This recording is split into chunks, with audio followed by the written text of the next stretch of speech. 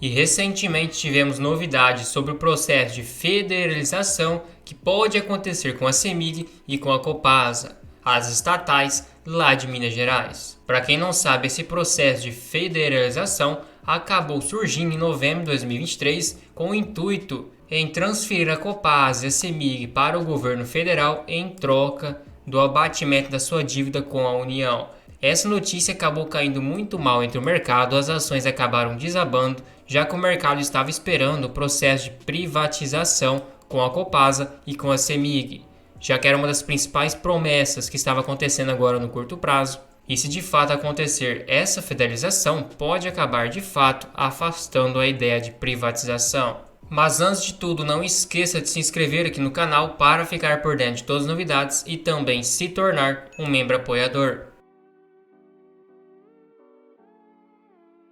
E recentemente a CEMIG foi questionada sobre esse processo e a empresa acabou divulgando que ainda não há definição no projeto de lei referente a essa negociação da dívida. A Copasa também acabou falando basicamente isso. Também ainda não há informações a respeito das negociações e, abre aspas, no momento o Estado de Minas Gerais não dispõe de informações adicionais além daquelas que já foram estabelecidas no regime de recuperação fiscal. Então, de fato, ainda não é nada concreto, visto que o Estado deve cerca de 170 bilhões à União. É uma dívida bem grande, mas nada confirmado ainda desse processo de federalização. E novamente esse tema veio à tona por causa que o Zema foi a Brasília ao encontro com o Rodrigo Pacheco, visto que o Pacheco é um senador de Minas Gerais, apontado como principalmente o principal responsável para propor a federalização. Mas o que acontece é que esse encontro foi cancelado e não aconteceu.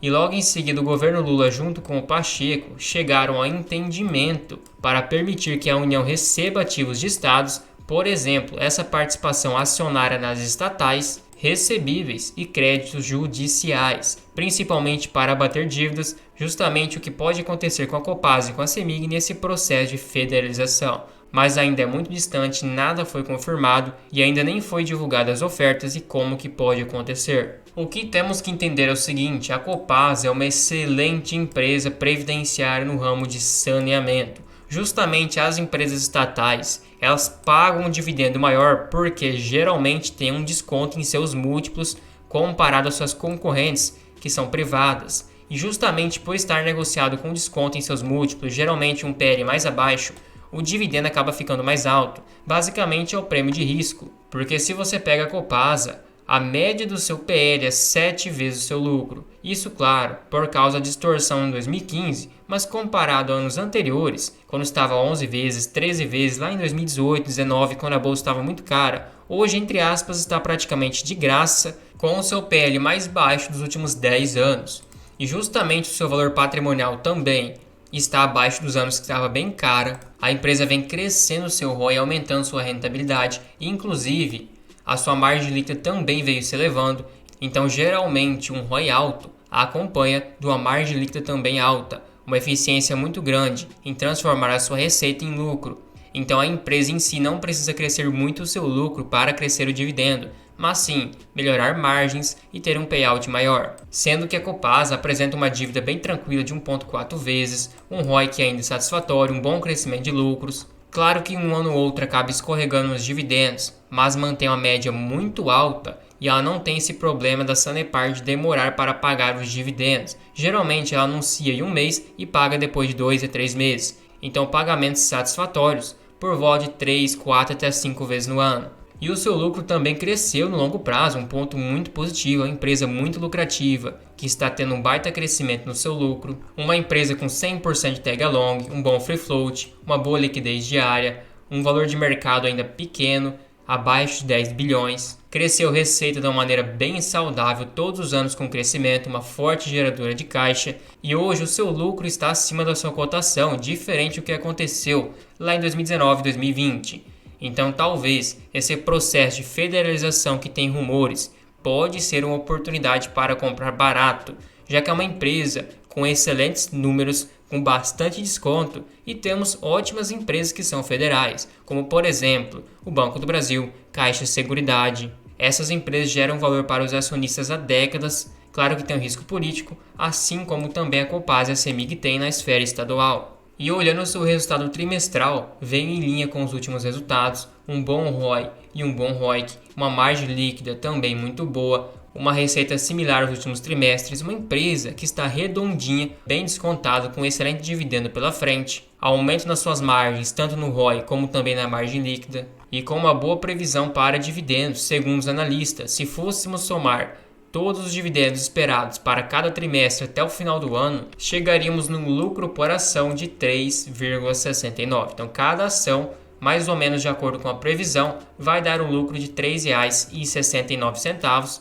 Lembrando que tem a parte do payout ainda, que inclusive, por ser uma empresa muito perene, mantém um payout também mais elevado. Mas vamos estipular um payout próximo da sua média e um pouquinho inferior a 2023, por volta de 70%. Ainda assim, teríamos um dividendo de R$ 2,58 por cada ação, dividido por 20,89, que é a cotação atual, um dividendo de mais de 12%.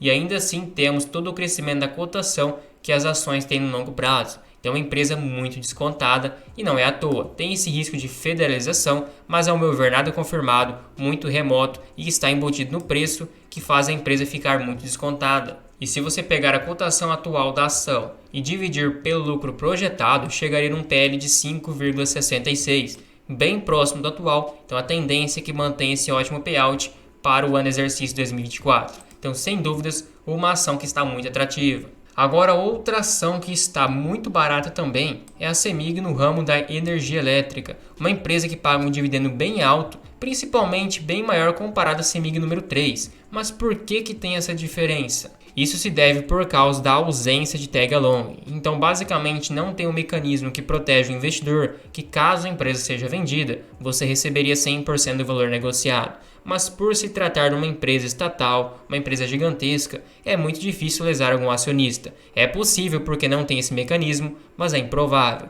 Levando em conta que tem um ótimo free float, muitas ações disponíveis no mercado, com uma liquidez de 130 milhões por dia. Então também tem um pouco menos de liquidez, porém, para o pequeno investidor, é muito mais do que o suficiente. E ela é uma empresa que, por ser estatal, também é negociada 5 vezes o seu lucro. Então, comparado às demais elétricas, que está 10, 12 vezes, ela está quase a metade. Então, empresas estatais têm esse prêmio embutido, por isso que paga esse dividendo maior. Sendo que o seu PL de 5 vezes lucro acaba ficando muito abaixo dos anos anteriores, quando estava muito bem precificada, abaixo da média. É uma empresa que está com valor patrimonial também bem próximo da média e abaixo de anos anteriores, possui um payout razoável para uma elétrica, 70% é um payout ainda saudável. A sua margem líquida vem se elevando, então está tendo uma boa eficiência nas suas operações. A empresa vem mantendo um excelente ROI, teve um crescimento a partir de 2018, uma empresa muito lucrativa,